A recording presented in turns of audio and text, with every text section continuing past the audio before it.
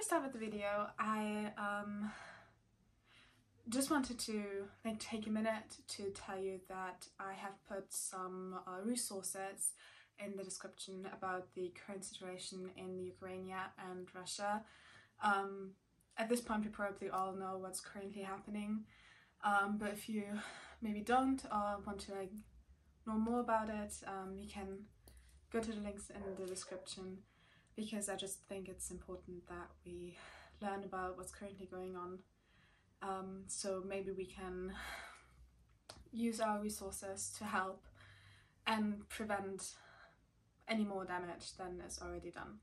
So as I say, there will be information linked in the description. If you want to check it out, you can just go and click on the link.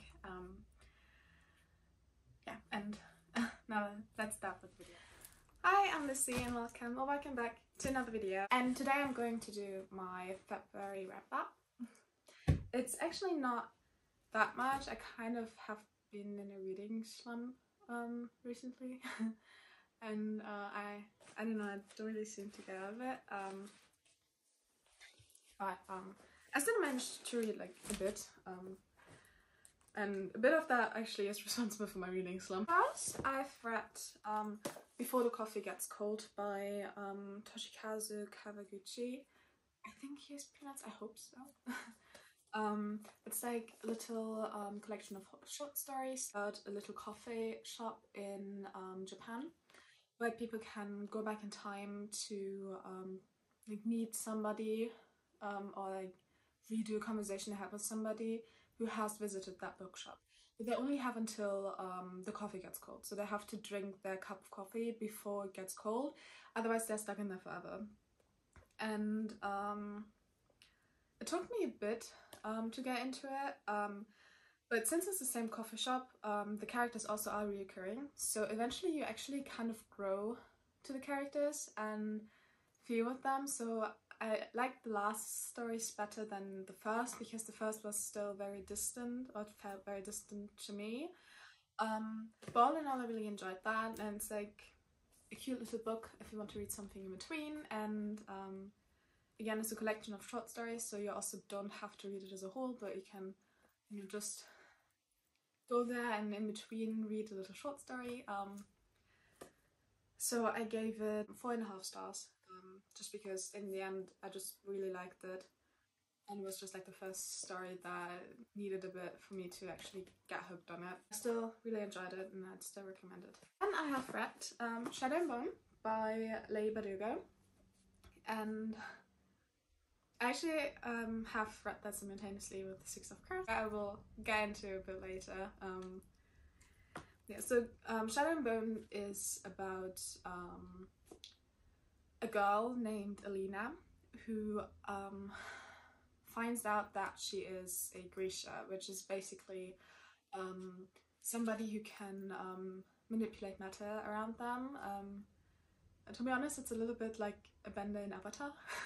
At least for Inferni and Tide Makers. And I forgot how the people are called who can summon wind.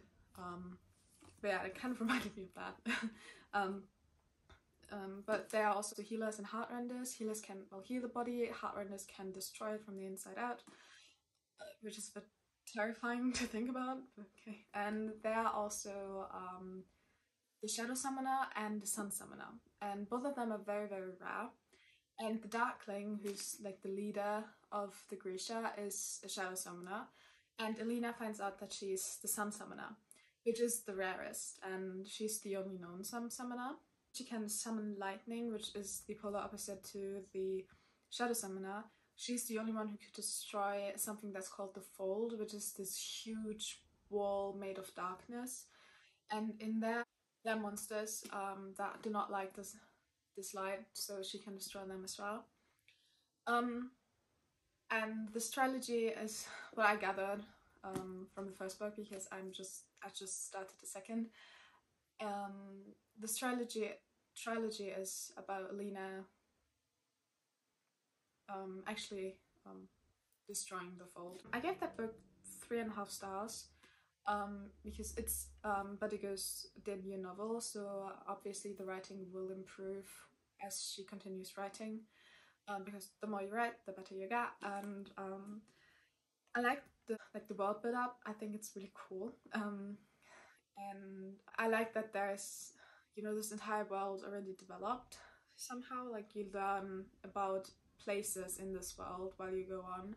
However, I thought the characters were rather flat. I don't know if that's just me, but I also didn't really like Elena so much. And I also couldn't really get into like Mel and Elena. It's probably because it is only written in Elena's perspective, so you only see what Elena sees, and with that I couldn't really like understand Mel's emotions and feelings for her. So yeah, but as I said, I've just read the first book and I just started the second, so I don't know where the story will go. Just have this overall feeling, and I didn't think it was bad, otherwise I wouldn't continue it, but still it was like 3.5 out of 5 stars. And I have read Six of Crows, which will actually get a separate video because I loved the duology. I loved everything about it. I loved the characters, I loved the development, I loved the haste, I loved the story, I loved the plot, I loved the relationships, I loved basically everything in these books except of a part in the ending of Crooked Kingdom, but I ignore that part because it just doesn't make me happy. And I give that 5 out of 5 stars, and while giving it 5 out of 5 stars, I realized that I'm very like loose with my 5-star reviews, and from now on I will rate like from 1 to 6 of Crows, and if I really think it's like 6 of Crows worthy, I will give it 5 stars. But that just kind of set my expectations of new books so highly. But I love them so much. They're so beautiful. So 5 out of 5. 6 of Crows is also by Labor Dugo and is in the Grisha. Then I have read In Watermelon Sugar by Richard Brautigan, and I actually have read that last year already. But as I said, I was in a reading slump, so I thought, and I kind of felt like rereading it anyway, so I thought, you know, I'll pick it up. It's rather short. It has like 140 pages, but it kind of looked like that. So if you break it down, it's probably less than that. Watermelon Sugar is about this dystopia viewed as a utopia by the citizens, called Idath. It's like a city, and everything in there is made of watermelon sugar. What exactly that is never really revealed, but everything is made out of it. And the sun changes colors every day. So one day it's purple, the next day it's green, then orange, then blue. They are kind of always together. So, you know, somebody like an introvert would totally be lost in that. There's also no real individuality, and the narrator, who also doesn't have a name, is the first one in decades to write a book, and he just documents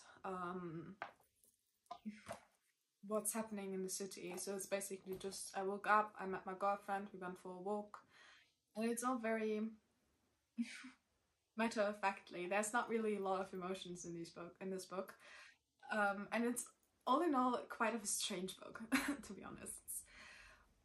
It's fascinatingly weird, and they're the people who disagree with this new world and want to bring the old world back and the treasures from the old world and all of this individuality. And the end is, you know, so disturbing and so weird, but it is kind of fun to read. Like, you read it and you just the entire time you're like, what the hell is going on? Because you actually don't really know. And there's, I don't know, also, funnily enough, I don't think there was a point to this book, which is the point to the book. Because it kind of really shows how important individuality is, and how important it is for all of us to be able to be ourselves and don't have this societal pressure that everyone will know what you do and everyone will judge you for it. So I don't know if that was the point of the book, but this is what I saw it. you know, individuality is important and you should be your own self and don't try to like please everyone around you. I gave it 4 stars because of that, because I thought it was I don't know, it's just so funnily weird. I really enjoyed reading it. Next I have read Crooked Kingdom, which is the second part to Six of Crows and continues where Six of Crows ended, and again has like this phenomenally weird scheme and while you read it you get it, but trying to explain it is hard. Like I couldn't. But it was, again, it was very, very beautiful, and it's quite rare that like sequels are as good as the first, like in films, in TV shows, in books. But this, I loved it as much as the first book, and I also gave it 5 stars. And I also really love the cover of both of them. I think they're really cool, and I love this like little front page they have. I think they're really cool.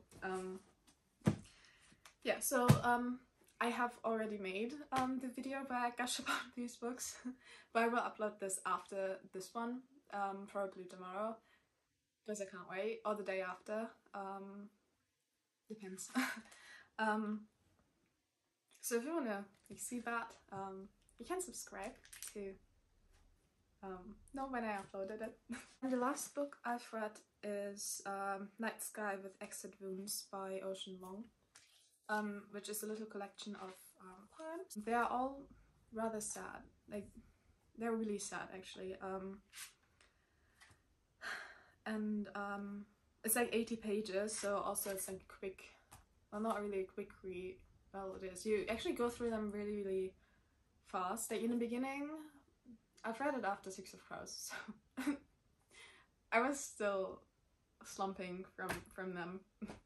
Actually, I put me in such a huge reading slump because I just want to read them over and over and over and over again, and I never want to stop reading them. But I was like, I have to get out of it. I have to read something. So I thought a little collection of poems. You can't go wrong with that. But because of that, it kind of took me a bit to get into them. But after like half of the poems, I really started loving them, and they were so beautiful. I mean, the first ones were beautiful too, and I probably have to read it again in a little while. When I'm actually like over my slumping. While reading it, there's just like a really random thought that came into my head. I've read it and I just looked at my poetry shelf and I realized that I don't have any poetry that's happy. And I was wondering, so many poets write sad poems, which is, there's nothing wrong with it because, you know, if you feel sad, you should write that. But if any of you maybe know some poems and poets that write happy poems, you can leave them in the comments because I'd love to like also read some happy poems. But that being said, I gave that 4 stars still because, as I said, I love the poems I really got into, and I think they were very emotional and they were very moving, and they will probably stick with me. Yeah, so I think Ocean Vuong has a great style of writing and I really enjoyed it. It was my little February wrap up. It wasn't that much, but still was a bit. So I hope you enjoyed this video and maybe you want to read some of these books I've just shown you. Maybe they sparked your interest. And if you have read any of these and have your own opinions, you can leave them in the comments below. And if you like this video, feel free to give it a thumbs up and subscribe to my channel. You can also follow me on my social medias, which I have in the description below. And I hope you have a wonderful week, and I hope I see you in my next video.